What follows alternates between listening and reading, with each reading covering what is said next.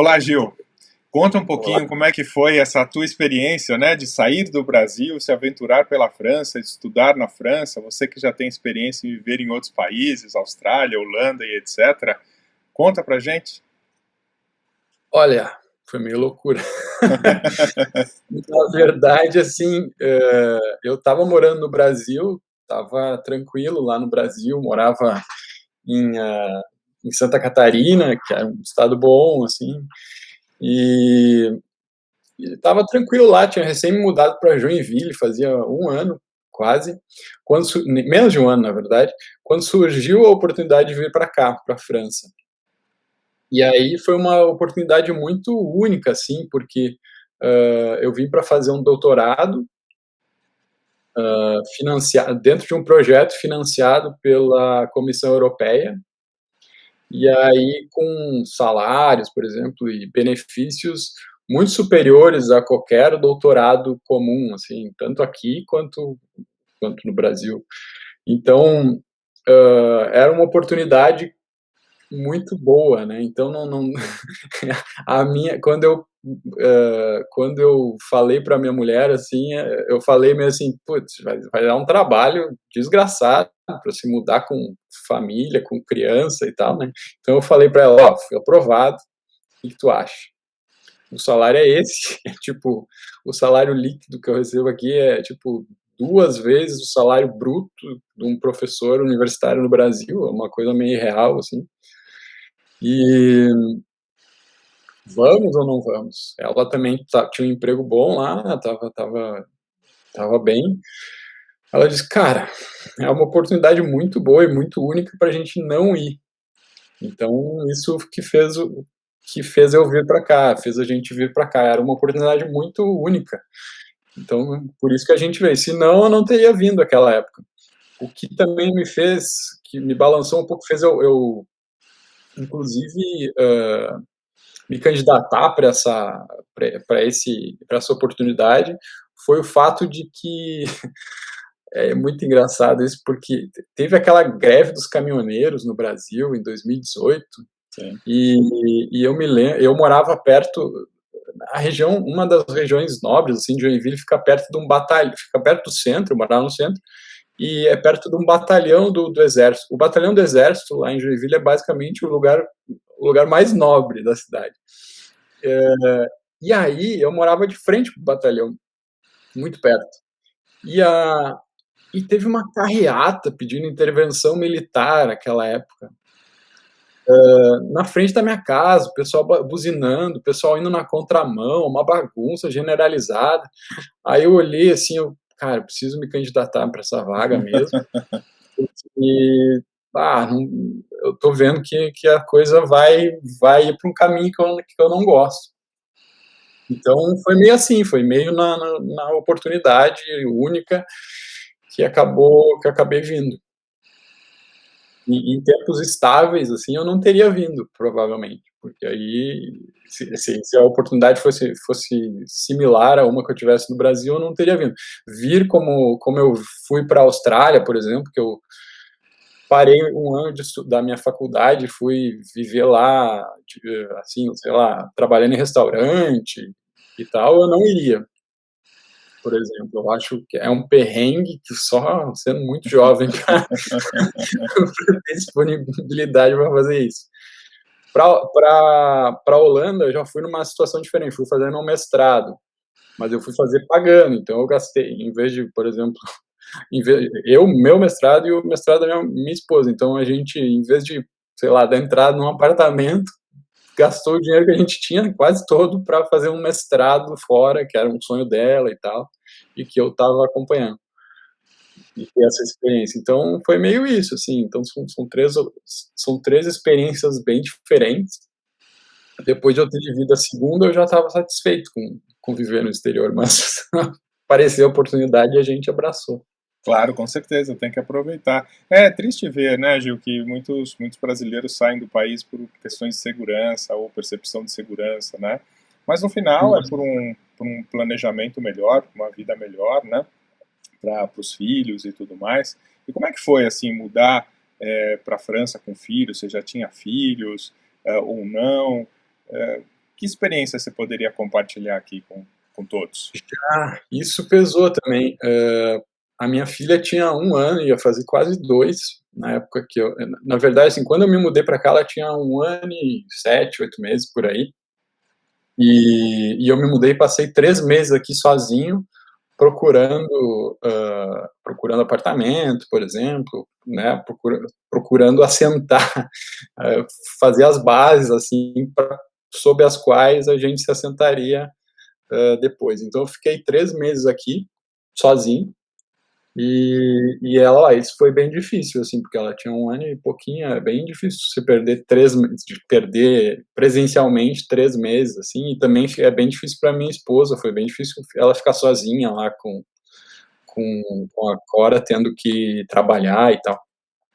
Mas também entrou na balança essa situação, porque a minha filha tem uma deficiência cognitiva e tal, por exemplo, hoje ela tem 4 anos, ela ainda não consegue falar, ela tem uma síndrome genética que dificulta o desenvolvimento dela. E com quem a gente falava, assim, todo mundo falava: "Não, vai, porque a França é mais avançada, etc e tal". E a gente sabia também, por ter morado na Holanda, que questões de segurança, educação mesmo, é diferente, né, e é melhor. A gente via coisas na Holanda, por exemplo, das crianças brincando na rua, soltas, assim, o dia inteiro, sem os pais ficarem ali juntos, se preocuparem, sabe? "Ah, meu filho está na rua, não está na rua". As crianças andando de bicicleta, tendo uma autonomia muito maior, sabe? Indo de um lugar ao outro, porque tem ciclovia em tudo. Então, aqui na França não é exatamente assim, mas ainda é muito muito boa em comparação com o Brasil. Eu não tenho nenhuma preocupação com segurança, por exemplo. Nunca vi, nunca ouvi falar de, tirando as manifestações que acontecem, e que aqui é um país muito politizado, então tem sempre alguma manifestação, tem sempre alguma coisa acontecendo contra o governo e tal. Mas tirando esse tipo de violência, assim, que é fácil de ficar longe, eu não a gente não vê assaltos, a gente não é pressionado por esse tipo de coisa, sabe? Que no Brasil a gente é bem mais pressionado. Então isso também foi um fator, claro, para a gente ver, um fator que se somou, digamos, né, ao fato da oportunidade melhor de carreira para mim, assim. Claro, sabe, Gil, você estava comentando, eu estou aqui lembrando, uma vez eu fui para um festival em Cannes, né, em Cannes, e estava ali fazendo um trajeto para o sul da Itália de trem, e fiz esse trajeto, Maravilhoso. era mais ou menos, maravilhoso, na hora do almoço, Andei por ali, o trem é incrível, tu vai passando pela beira do Mediterrâneo, assim, em né, vários uma pintura aquilo, né, maravilhoso, mas o que me impressionou foi que eu fui no horário que era o horário da saída escolar. Então as crianças uhum. saíam da escola, né, iam de trem para casa, porque às vezes moravam numa estação adiante, ou uma antes, uma depois, etc. Iam com alguns amiguinhos e outros amiguinhos. E o que me chamou muito a atenção, até numa região fronteiriça ali, né, é que, primeiro, as crianças 5, 6 anos sozinhas, dentro de um trem, né, é inadmissível, né, você conceber isso, talvez, né, no Brasil. Ao mesmo Sim, tempo, falando vários idiomas, né, então uma criança de 6 anos falando italiano, falando francês, falando alemão, falando inglês, né, então realmente me chamou muito a atenção, além da pintura toda, né, do sim. litoral, aquela coisa, maravilhoso, de fato. Sim, sim. Não, isso com certeza, isso é algo que pesa muito, é impressionante, porque no Brasil, assim, você tem uma condição de vida um pouco melhor, você vai colocar seu filho numa escola privada, vai pagar caro por isso, e e aí aquela escola vai ter só alunos de uma classe social mais alta, digamos assim, que vão ser basicamente brancos, né, vai ter uma certa homogeneização, assim, a criança também não vai conviver com a diversidade. Aqui ela convive com a diversidade, não só de língua, né, que é a mais óbvia, digamos assim, mas como é tudo público, a escola é pública, você tem que inscrever teu filho na escola do seu quarteirão, do seu bairro, Tem gente rica, tem gente mais pobre, tem gente classe média, tem de tudo. E tem muçulmanos, tem negros, tem morenos, tem brancos, então é bem mais diverso. A escola da minha filha, hoje em dia, aqui na França, ela tem tudo isso que eu falei, é bem diverso. Em Joinville, era basicamente só crianças brancas, loirinhas, aquele modelo Johnson Johnson, assim, sabe? Sim, E que tá, ok, mas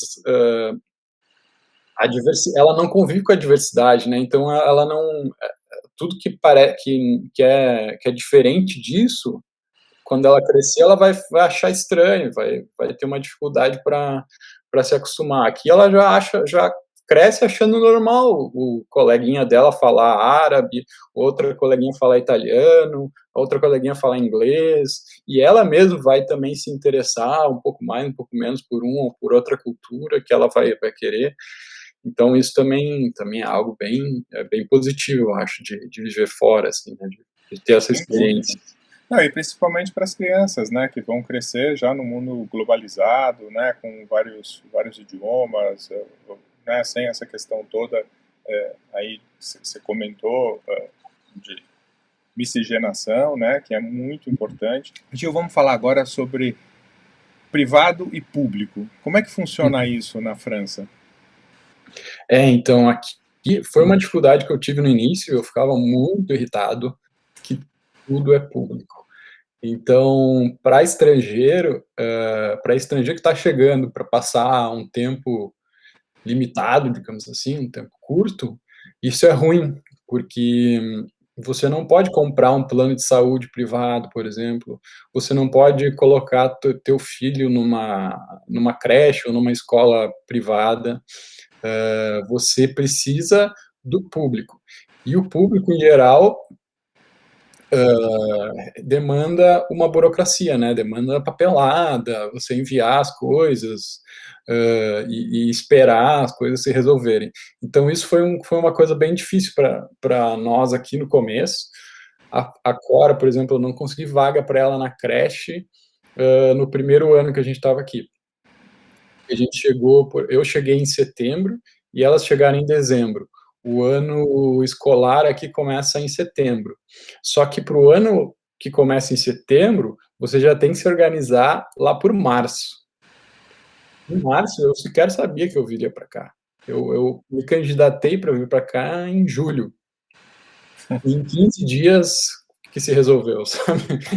Uau. A minha vida. Então foi algo muito rápido, assim, não teve planejamento. Então, aí no primeiro ano a gente sofreu por isso. Eu não consegui vaga para ela em creche no primeiro ano, então eu tive que que ir atrás de outras formas.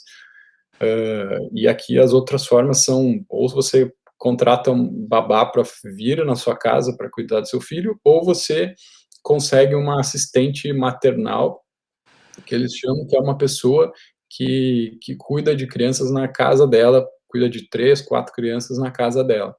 E aí, para esses dois tipos para esses dois formatos, assim, você paga, é mais caro que uma creche, mas o Estado, ele te dá um auxílio. Uhum. Então, você pagando, você recebe um auxílio do Estado. A questão é, você também tem que aplicar para esse auxílio do Estado, então demanda uma papelada, demanda você saber onde demanda você ir lá, se informar, e tudo isso tem que ser em francês também, né? Eles não falam, e quem fala inglês não gosta muito de falar inglês aqui na sua própria casa. Então tem que ser tudo em francês. E como é que foi esse desafio para você do francês, né? Para você e para sua família, né? Foi um Deus nos acuda, cara. Assim, no início, eu não falava nada de francês quando eu ia. O meu doutorado é em inglês, por ser uma iniciativa da União Europeia, inclusive uma das regras é que a pessoa que seja contratada, ela não esteja morando no país nos últimos 24 ou 12 meses. Então, eles nem sequer eles podiam contratar um francês que estivesse aqui. Então, tem que ser de fora. E como o negócio, o doutorado é em inglês, também tem essa questão, tem que ser de fora e tem que falar inglês. Então, eu não falava francês, eu tinha só vontade de falar, mas nunca tive a oportunidade de estudar. E aí, nesses 2, 3 meses antes de vir, eu estudei um pouco, mas muito pouco, porque como eu estava organizando outras coisas, eu não tinha muito tempo, assim, para fazer aula e tal. Eu estudava naqueles aplicativos, Babel, Duolingo, e o Babel, inclusive, eu achei melhor que o Duolingo. Propaganda para eles aí. Boa. E, cara, eu cheguei aqui falando muito pouco. O que acontecia é que eu decorava algumas frases prontas para chegar nos lugares e falar em francês, mas aí logo eu já perguntava em francês se a pessoa falava inglês. Aí se a pessoa não falava inglês, havia 2 condições, ou eu passava uma vergonha, a gente não conseguia se comunicar, ou eu tentava no Google ali, no tradutor, tentava falar na hora com a pessoa, ou ela ia atrás, ou ela falava inglês, né, que aí era raro e acontecia muito poucas vezes, ou ela ia atrás de alguém que falava e pudesse ajudar. Então, era isso. Foi muito difícil. Nos primeiro ano, assim, foi muito difícil. Também, putz, hoje pensando, nossa, eu não faria isso de novo. Porque Fica foi a muito dica. cansativo. Foi muito cansativo. Vocês estão vendo esse cabelo branco que eu tenho aqui? Eu acho que 25% talvez foram causados por isso, assim, porque eu ia nos lugares, já chegava nervoso, assim, sabe? Tipo, pá, como é que vai ser a experiência aqui? Era tudo uma roleta russa, assim, você não sabe como é que vai ser, né? E E quanto é uma tempo levou, Gil, para você assim, se sentir confortável em falar inglês vivendo na França? Não levou. Não, não, não me sinto confortável falando inglês. O que aconteceu foi eu aprender o francês mais. Uhum. E aí, digamos que o primeiro ano e meio era muito difícil aprender, eu ficava ouvindo e, tipo, eu ia seminários, por exemplo, na universidade, seminários de 4 horas, as pessoas discutiam tudo em francês, e eu lá, olhando, assim, entendendo 10% do que estava acontecendo, mas lá, ficava lá à força, assim, porque, sei lá, era uma forma de aprender, de ouvir e tal, não era a forma mais prática, mas eu acabava indo, até porque para mostrar que eu estava lá, para as pessoas saberem que eu existia, e também para eu tentar aprender. Uma coisa muito ruim que eu acho, assim, dos franceses, da França, é um pouco isso, assim, eles notam que você não fala a língua deles, e mesmo que eles falem a língua, falem inglês, eles não, eu nunca me senti muito, como posso dizer, muito bem recebido, digamos assim, nos círculos que se você não fala inglês. Eu nunca me senti confortado, assim, sabe, por não falar. E eu percebo que no Brasil, por exemplo, as pessoas falam sem falar português, mas o brasileiro dá um jeito de acomodar aquela pessoa, de receber bem, de falar, de se comunicar e tal, né. Mas aqui não, aqui e aí eu me sentia excluído, assim, meio das rodinhas, sabe. Dá aquele intervalo do seminário, ninguém vinha falar comigo e eu também não ia muito, assim, eu ficava num grupinho, assim, só olhando, porque eu não falava francês e ninguém fazia muita questão de me integrar, assim, sabe. Por que Isso eu será achei isso, hein, Gil? Será que é essa desavença histórica aí entre Inglaterra e França? sim, acho que isso pesa, é a cultura, isso pesa o fato deles terem essa rivalidade com a Inglaterra e depois uma rivalidade também com os Estados Unidos, hã até uma brincadeira que eu fazia no início, que para o francês não existe, uh, a cultura francesa é a cultura, o resto é meio que umas tentativas aí de fazer, criar uma cultura, sabe? Porque eles são muito autocentrados em relação à cultura, e a gente até entende, porque pô, é uma cultura realmente riquíssima, né? Pensadores incríveis, enfim, a história do mundo passa muito pela França. E aí eu acho que hoje em dia o fato de eles não estarem tanto numa centralidade assim da globalização mundial, eles não serem atores tão, eles são atores importantes, ainda são uma das 8 maiores Sem economias do dúvida. mundo, mas, mas perto dos Estados Unidos, perto da China, hoje a França fica numa situação meio intermediária ali de influência mundial, né? Então eu acho que isso é algo que eles não gostam muito, assim, eles gostariam de ser mais influentes e tal. Tem uma régua, assim. Sim. Sabe que eu trabalhei numa empresa francesa e o CEO da companhia, né, na França me contou, ele disse que tem uma rivalidade aí com os ingleses e às vezes eles fazem um gesto assim, né, com 2 dedos. Eu perguntei, mas o que que significa, né? Aí ele falou, não, que os países estavam em guerra, sempre em guerra, né? E então Uhum. faziam prisioneiros de guerra de um lado, prisioneiros de guerra de um outro lado, e depois vinha a trégua, a paz, então liberavam todos os prisioneiros de guerra e 15 dias depois voltava a guerra com aqueles que estavam presos, né, contra aquele Sim. determinado país. Então eles tomaram a decisão que os ingleses eram ótimos arqueiros, né, e quando eles liberavam os prisioneiros de guerra, eles cortavam 2 dedos, que era o dedo que puxa o arco, né? Então dessa forma eles não iam ser mais bons arqueiros, né, na guerra contrária. Então existe várias histórias aí da rivalidade histórica com relação ao idioma, etc., preço pelo qual você está pagando agora. Sim, sim. Não, isso a gente paga por essas boçalidades do passado, assim, a gente ainda O paga tempo todo. em todo lugar, E, né, e, o tempo todo. e Gil, como é que foi essa questão para você do dia a dia, né? Esse novo dia a dia, como é que foi alugar uma casa ou comprar uma casa? Como é que foi a história de estudar da universidade, do trajeto do dia a dia, do supermercado, da documentação? Como foi isso tudo?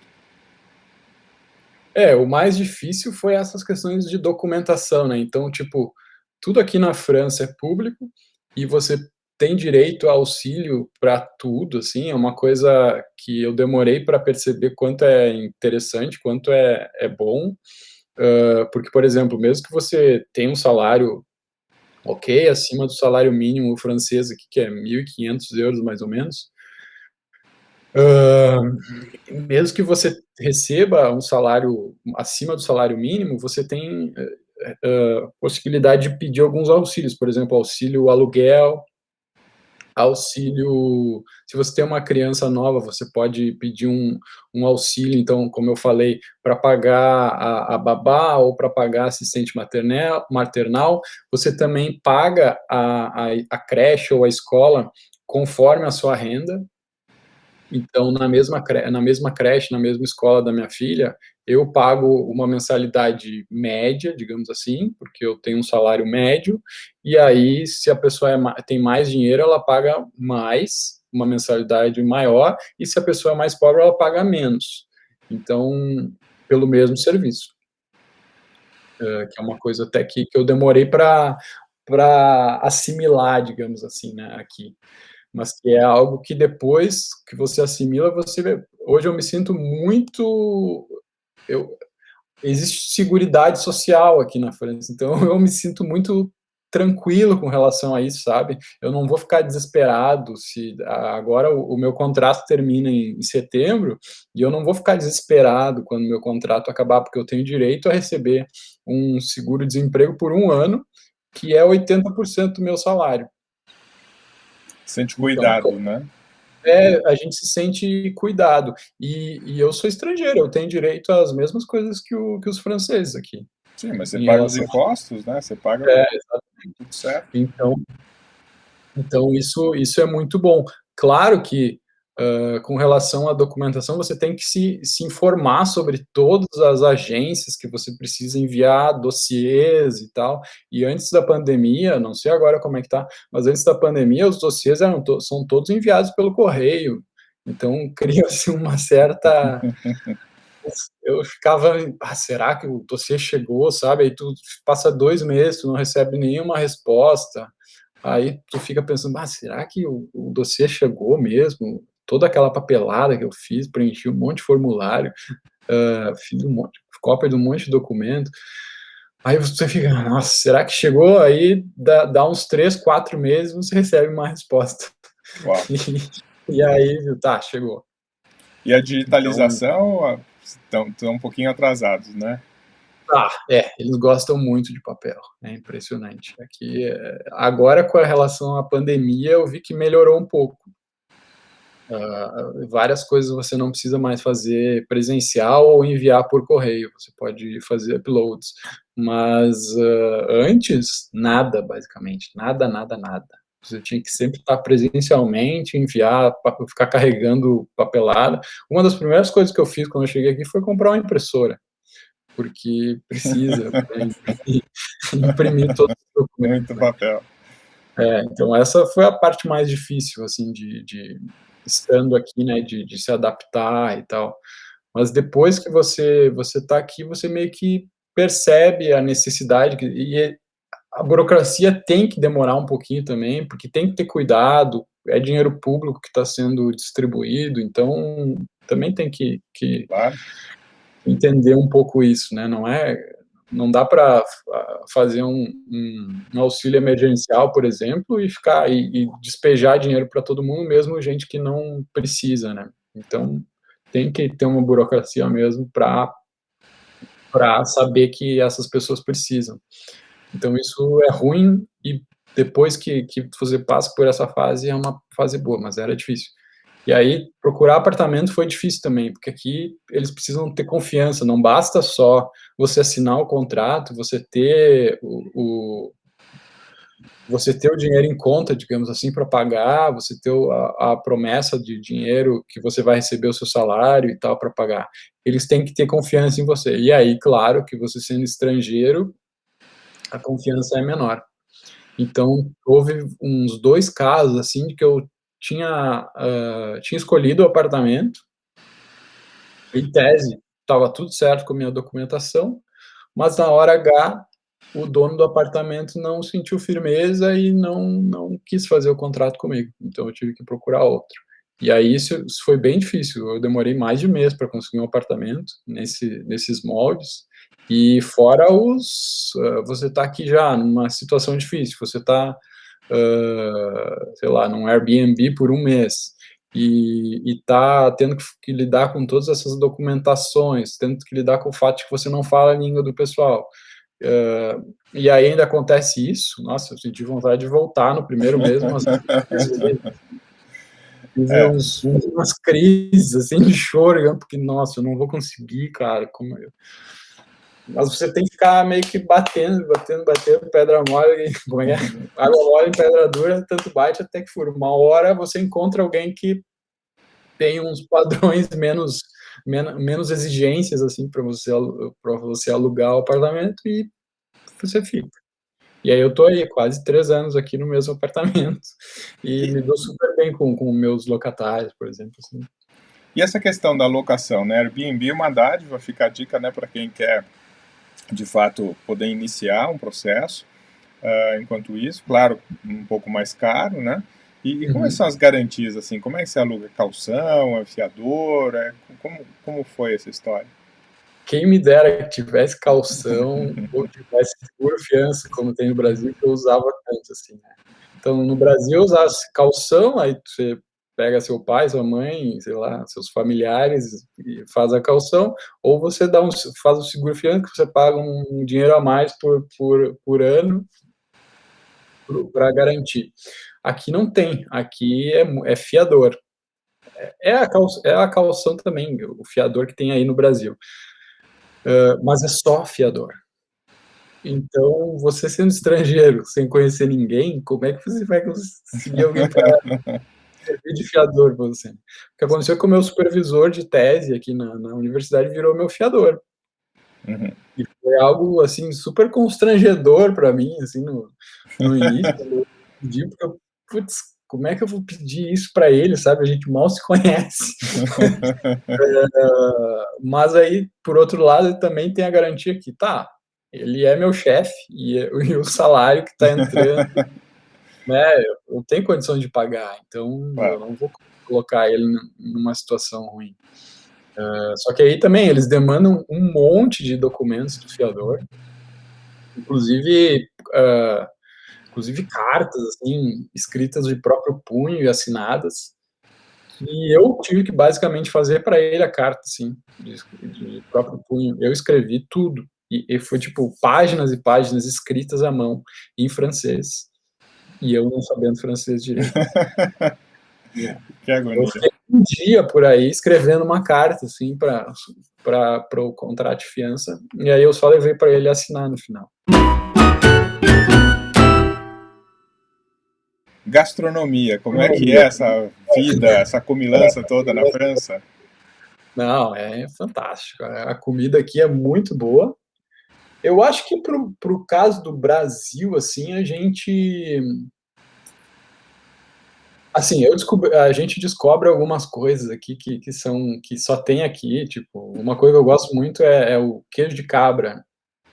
Acho que talvez tenha no Brasil, mas a gente não é tão acostumado a comer e tal, o que eles chamam de chèvre aqui, que é um queijinho que vem tipo numa bisnaga, assim, e aí você vai cortando Que as delícia. fatias e faz o chèvre chaud, que eles falam que é o queijo quente, e aí você coloca um mel em cima, por exemplo. Então, são coisas assim e é fantástico, é uma coisa muito deliciosa. Comi ontem, inclusive, à noite. Muito bom, muito bom. E é muito bom, e você pode botar na salada e tal. E a culinária deles aqui é fantástica, é maravilhoso, você vai descobrindo várias coisas. Para mim, o chèvre, o miel, assim, é a combinação que mais me chamou atenção. E os queijos, né? Queijo aqui é uma coisa fantástica, assim. Cada queijo maravilhoso. Queijos e Então, vinhos, né? os vinhos são incríveis também. Tem várias. O que eu acho muito interessante é que eles têm regiões assim que são especializadas em certas coisas, certas iguarias, mercadorias, enfim. Então, tem uma região, por exemplo, Rocamadour, que é a região do queijo de cabra, esse, o chèvre. Então, ela fornece o chèvre para toda a França e todo o mundo, digamos assim. Então, tem várias regiões de vinhos, de tipos bem diferentes de vinhos. Tem a região de Champagne lá do Champagne. Tem outras tantas coisas, e eles têm muito orgulho dessa economia francesa, digamos assim, né, da produção local, assim. Então, e aqui eu percebo muito a sazonalidade também dos alimentos, sabe? Eu não encontro melão o ano inteiro no supermercado, eu não encontro melancia o ano inteiro, eu não encontro nada o ano inteiro, basicamente. A não ser Tem queijo. a não ser queijo. Mas frutas têm essa sazonalidade, sabe? Então, o melão agora, a primavera, vai começar a chegar melão. A tangerina está acabando agora. As frutas vermelhas também estão acabando. Então tem essa coisa, dessas produções assim, e é muito rico isso. É muito caro também, né? Sim. E, lá, comer num restaurante, agora os restaurantes estão fechados, só estão em delivery, mas é bem caro comer num restaurante, não é algo que você pode ir toda hora. Então tem isso também. Mas é maravilhoso. E aí você viaja para as regiões e aí tem essas especialidades em cada região. Por exemplo, eu estou em Toulouse aqui, a especialidade daqui do prato é o cassoulet, Hum, que é um feijão branco, aquele com linguiça de porco é a e feijoada com pato. do francês, né? É uma feijoada. É uma feijoada com feijão branco, um feijão branco grande, assim. E é maravilhoso. Aqui eles têm muito essa coisa do pato, né? Então, um peito de pato também. Eu nunca tinha comido patos tão bons no Brasil, assim como eu comi aqui. Até no Brasil normalmente vem duro e tal. Aqui vem tenro, é uma maravilha. Beleza, parece uma picanha, né? O peito de pato. Nossa, é uma coisa maravilhosa, o peito do pato e tal. Então, tem isso, claro, você aprende a gostar da culinária. Outra coisa que eu gosto muito que é muito confortável, assim, dá uma sensação de conforto, é o fato das cidades serem antigas, e aí eles terem mantido a arquitetura e tal. Aqui em Toulouse tem uma arquitetura bem típica, tradicional, que é muito bonito, que os tijolos são eles falam que são rosa, né, que chamam de la vie rose, mas eles são meio laranja, na verdade, alaranjados. E tudo é assim no centro da cidade, é tão bonito você andar pela cidade com aquela arquitetura, sabe, antiga, mas super bem conservada, sabe, eles têm isso também, existem existem benefícios do governo para você conservar a sua casa e tal, então também tem isso. O público é muito a vida Presente, né? pública o público é muito presente aqui, sabe. O privado é meio que uma coisa que o núcleo de tudo é público, aí tem o privado em volta, assim, né. Bem diferente do Brasil, bem diferente dos Estados Unidos. E como é que é estar assim em Toulouse e viajar pela França, viajar pela Europa? Você tem tido essa experiência? Tenho. Então, essa foi uma coisa até positiva, digamos assim, da pandemia, que no início eu estava aqui, aí como eu tinha vivido um ano na Holanda e feito vários amigos lá durante o mestrado na Holanda e vários amigos de vários lugares da Europa, o que aconteceu no primeiro ano, pré-pandemia, é que eu acabei viajando muito para países europeus fora da França, né. Então eu viajei até para Bulgária, tenho amigos na Bulgária e tal, viajei para a própria Holanda, e a gente estava com o olho muito para fora da França, assim, né, viajar para os lugares onde a gente tem amigos. O que aconteceu é que a pandemia chegou e aí pegar avião virou essa meio que uma loteria, você tá no início, hoje já está mais tranquilo parece, né, mas como a gente tem filho pequeno também, a gente opta por tentar não viajar muito de avião. E aí a gente começou a viajar de carro e aí fazer viagens próximas. A gente está no sul da França, que tipo, eu não conheço lugar mais maravilhoso. Assim, as cidades, que chamam a atenção, as turísticas ou não tão turísticas, são incrivelmente bonitas e cada uma tem suas especificidades aí gastronômicas e econômicas e tal, que chamam a atenção. Então a gente, desde do ano passado, a gente tem viajado muito aqui por dentro, então País Basco francês aqui, Pirineus, que é a região de montanhas, e aí, para ver neve e tal, eu levei minha filha para a gente levou a Cora para andar de trenó na neve, assim, então ela amou. Inclusive, semana passada eu estava ela agora é férias escolares aqui por 2 semanas, então a gente foi para as montanhas aqui francesas também, pegou um restinho de neve, e ela adorou, acho que foi o primeiro lugar que ela chorou, que ela não queria ir embora. Delícia. Então e aí o sul da França aqui é maravilhoso, tem muito lugar para ir, eu brinco com a minha esposa, assim, de que, tipo, dá para ficar aqui na França a tua vida inteira sem sair daqui, que é coisa que vários franceses fazem, inclusive, e sempre visitar lugares novos e fantásticos, assim, bonitos e maravilhosos, sabe. Então isso foi um dos pontos positivos, digamos assim, da pandemia. Não dá para dizer que pontos positivos eu não gosto de falar positivo, porque não dá para pensar em coisas positivas de umas quando tá morrendo tanta gente, mas enfim. Sem dúvida. Depois a gente abriu os olhos um pouco para o que estava ao nosso redor e viagens curtas, 1, 2 horinhas, a gente já está numa praia fantástica ou numa montanha maravilhosa, numa cidade histórica e tal. Então isso é bem legal. Gil, fantástico conversar contigo. Acho que as dicas aqui que você deu vão ajudar muita gente, né, que pensa em morar na França e tem aí uma série de desafios pela frente. E adorei. Realmente. Os Muitos, né, Gil? desafios são grandes, mas hoje, por exemplo, me perguntam se eu quero voltar para o Brasil. Não quero. Ah. Então eu quero ficar mais tempo aqui, até porque agora eu já fiz todos esses esforços de papelada, agora eu quero fazer render. Claro, e o futuro, Gil? Como é que você vê o futuro aí? Cara, é difícil de imaginar qualquer futuro, seja aqui ou seja do país ou seja no nosso país, né, mas com essa situação de pandemia, a gente espera que com vacinas e coisas e tal, as coisas voltem a um quase normal, digamos assim.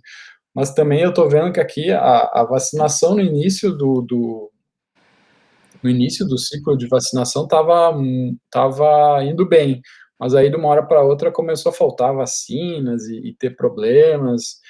E hoje em dia, por exemplo, ó, vou olhar aqui, a França vacinou 2,6 milhões de pessoas. É muito pouco, um país de 70 milhões. Sim. Há mais de Proporcionalmente mais que o dois. Brasil. Não, já estamos no final de fevereiro, já estamos há 2 meses vacinando, vacinou 2 milhões de pessoas. E se você pensar que tem uma janela de, sei lá, 6 meses para você vacinar todo o país, não vai dar, né? E, enfim, aí isso me deixa um pouco assim. Pessoalmente, eu quero ficar aqui porque eu acho que é uma experiência legal. Eu me sinto mais confortável hoje aqui do que no Brasil, com relação a tudo que acontece. Então, pretendo ficar, mas tem todas essas incertezas aí, digamos, de futuro, né? E bate saudade também, né? Nossa família tá lá, os Nossa. avós da Cora, por exemplo, eles não veem ela faz 1 ano e meio por aí. Nossa, vai fazer quase 2 anos em abril. Então, é uma situação difícil, né? Você fica nas ligações de WhatsApp ali com familiares, e aí rola choradeira e tal, não vejo minha neta, etc e tal. Então, são situações difíceis de lidar, né? Então, tem tudo isso que tem que se botar na balança.